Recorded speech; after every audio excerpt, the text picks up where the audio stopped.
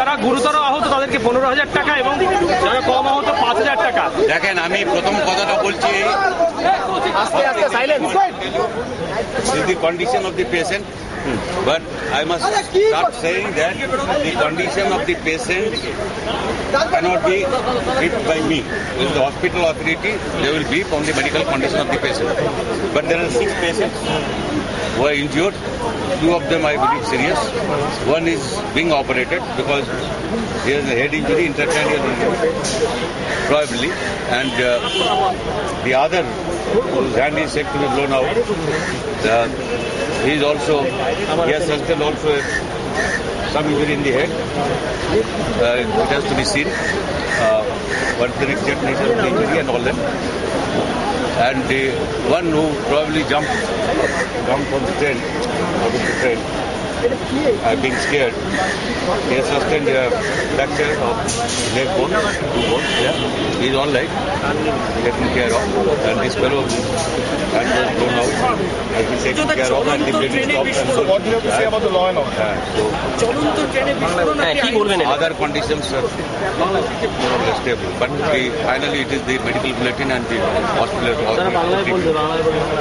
আমি যেটা বলছি, আমার কাছে প্রথম ব্যাপার হচ্ছে যারা আহত হয়েছেন তাদের অবস্থা, যেটার জন্য আমি এখানে এসেছিলাম।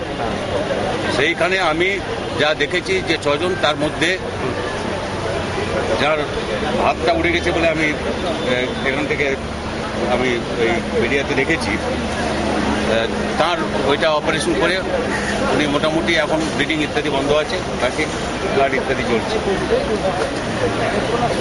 কিন্তু তার মাথায় একটা আঘাত আছে, সেটা বোন ফ্র্যাকচার হয়েছে, কিছু হয়েছে, আরও কি হয়েছে সেগুলো একদম সময় সাপেক্ষ ব্যাপার, সবটা বুঝে উঠবে।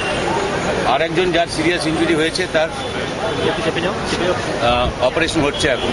তার হেড ইঞ্জুরি, চপারে তাকে আঘাত করা হয়েছিল এবং সেটা কেটে মাথার হাড় ফুটে ওই ব্রেন পর্যন্ত গেছে। কাজে কোন কন্ডিশন নেই, অপারেশন হচ্ছে। আমি ওকে দেখিনি, কাজে যা শুনেছি রিপোর্ট সেটাই বলতে পারি। আর এছাড়া একজন মহিলা, তার পিঠের এই যে বোন, স্ট্যাপুলা বোন যেটা বলে এখানে জানা, ওটা ফ্র্যাকচার হয়েছে আর ব্লিড করছিল। উনি এখন মোটামুটি স্টেবল আছেন মনে মনে। একজন লাফ দিয়ে পড়েছিলেন ট্রেন থেকে বলে, যেটা মিডিয়াতে দেখছি, সম্ভবত তিনি হবেন, কারণ ওর পায়ের দুটো বোন, দুটো হাড় ভেঙেছে হাঁটুর তলায়, টিবিলা বলে, সেই দুটো বোন ভেঙেছে। তিনি ভালো আছেন, যা করা হয়েছে। যাত্রী সুরক্ষা আর বাকি যা আছেন তাদের কন্ডিশন মোটামুটি ভালো আছে। যাত্রী সুরক্ষা কোনো সুরক্ষাই নেই। যাত্রী সুরক্ষা কি? পিংলা থেকে যাত্রা হচ্ছিল ওখানে। মুখ্যমন্ত্রী ভেবেছিলেন আমাদের বোঝাবার চেষ্টা করছিলেন যে ওখানে কি বলে বিয়ে বাড়ির টুকরি তৈরি হচ্ছে, আর সে টুকরিটা ফাটেনি এখন। মুখের কথার টুকরি ছাড়া আর কোনো কিছু নেই। বাকি অন্যদের কথা বলবার অধিকার উনি কেড়ে নিয়েছেন, ওখানে মিটিং করতে দিচ্ছেন না। ওখানে আমাদের বামফ্রন্টের নেতারা গেছেন, ওরা যাবেন। আমিও 144 ছিল, মাইক স্টেজ ভেঙে দিয়েছিলেন, তা সত্ত্বেও আমরা ওখানে মিটিং করেছি। হাজার হাজার লোক ছিলেন, কেউ 144 মানেননি। 144 যা করবেন, ও গাছের পাতার মতো, শুকনো পাতার মতো ওগুলো ছেঁড়া রাস্তায় পড়ে থাকবে, আর লোকের হাজার হাজার মানুষের পায়ের তলায় ধুলোর সঙ্গে মিশে যাবে। এরা সব জিনিস গোপন করতে চান। এখানে এটা খুব স্পষ্ট যে রেলের যাত্রার কোনো, তার সেখানেও নিরাপত্তা নেই। অস্ত্র নিয়ে, বোমা নিয়ে এরা রেলযাত্রী, এরা কি করতে গেছিলেন, এরা কোথায় গেছিলেন না, আর কার দ্বারা আক্রান্ত হলেন, কাকে আক্রমণ করলেন, এই সবই এখনো পুরোপুরি সবটা পরিষ্কার নয়। এটা পুলিশের ব্যাপার। কিন্তু আমার রাজ্য পুলিশের উপরে কোনো আস্থা নেই আমি, কারণ ওদের কোনো স্বাধীনতা নেই এসব কথা বলবার। মুখ্যমন্ত্রী ঠিক করে দেন ওরা কি বলবেন, সে অনুযায়ী ওরা বলেন। আর যেহেতু রেল, এটা কেন্দ্রীয় সরকারের একটা দায়িত্ব আছে। কেন্দ্রীয় রেলমন্ত্রী এবারে বাজেটে রেল নিরাপত্তা নিয়ে অনেক কথা বলেছেন। 1 পয়সাও কিছু রেলের জন্য হয়নি, কিন্তু নিরাপত্তা নিয়ে অনেক কথা বলেছেন। আর সেই নিরাপত্তার নমুনা আমরা দেখতে পাচ্ছি। আর এটা আমরা দেখতে পাচ্ছি যখন মুখ্যমন্ত্রী আর প্রধানমন্ত্রী একসঙ্গে সহযোগে হাত মিলিয়ে যখন মানে ভালো ভালো বার্তা দিচ্ছেন, তারপরেই দেখতে পাচ্ছি যে এরকম এদের মানে আমরা এই ঘটনায় দেখতে পাচ্ছি কি কেন্দ্রীয় সরকার কি রেল কি রাজ্যের সরকার কেউই এতে দায়িত্ব এড়িয়ে যেতে পারেন না।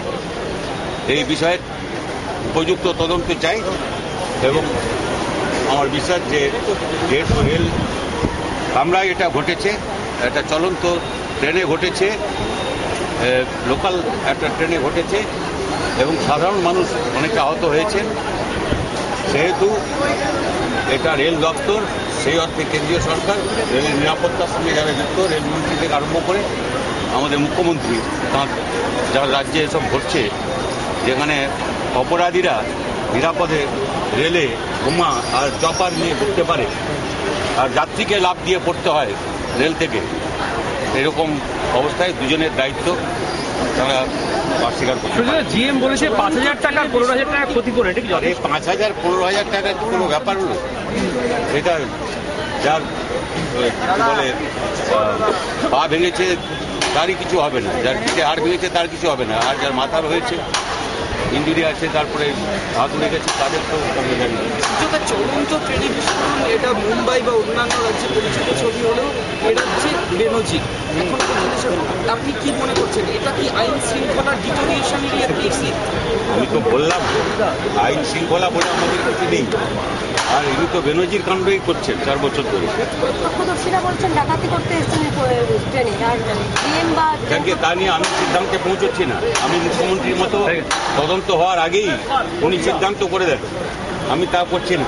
আমি মুখ্যমন্ত্রী নই, এটা দায়িত্ব নিয়ে করতে হয়, এটা ভালো করে তদন্ত করে। আমি বললাম রেল কর্তৃপক্ষের দায়িত্ব আছে, কেন্দ্রের দায়িত্ব আছে এবং রাজ্যেরও দায়িত্ব আছে, কিন্তু আমাদের আশঙ্কা যে কখনো সত্য এখানে উদ্ঘাটিত হয় না এবং সেটা চাপা দেওয়ার চেষ্টা হলে তার বিরুদ্ধে প্রতিবাদ জারি আছে।